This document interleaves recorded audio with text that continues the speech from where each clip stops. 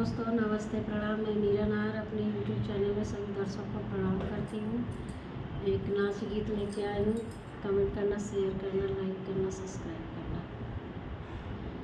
कवनौआ किलिया बातौ तू मोरी ननदी, कवनौआ किलिया बातौ तू मोरी ननदी, सैया मिलल या ना बोलवाना।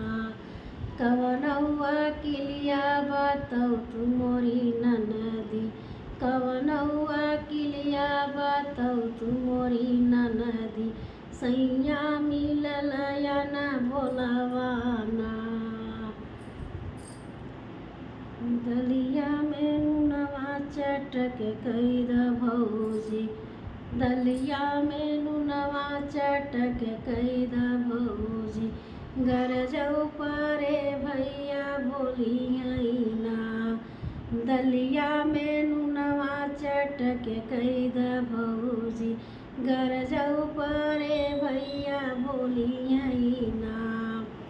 अरे खई के खियाई के निकली गई मनावा, खई के खियाई के निकली गई मनावा, तब न बोलैया नाड़ी ना। अरे खई के खियाई के निकली गई मनावा, तब न बोलैया नाड़ी ना।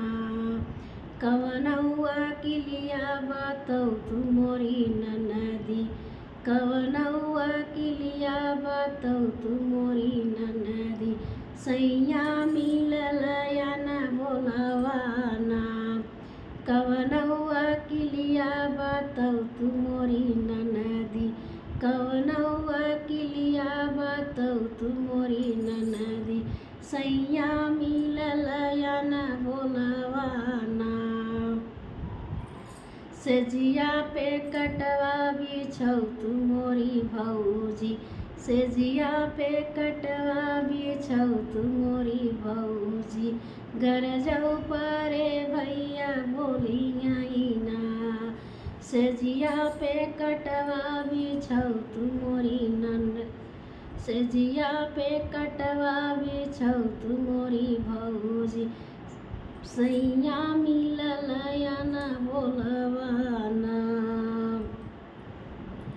अरे सोई के निकली गई मनावा, सोई के निकली गई मनावा, तब न बोलैया नाड़ी ना।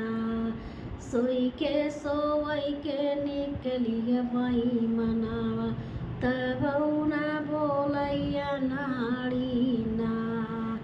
कवनौआ किलिया बातौ तू मोरी ननदी, कवनौआ किलिया बातौ तू मोरी ननदी, सैया मिलल या ना बोलवाना। कवनौआ किलिया बातौ तू मोरी ननदी, सैया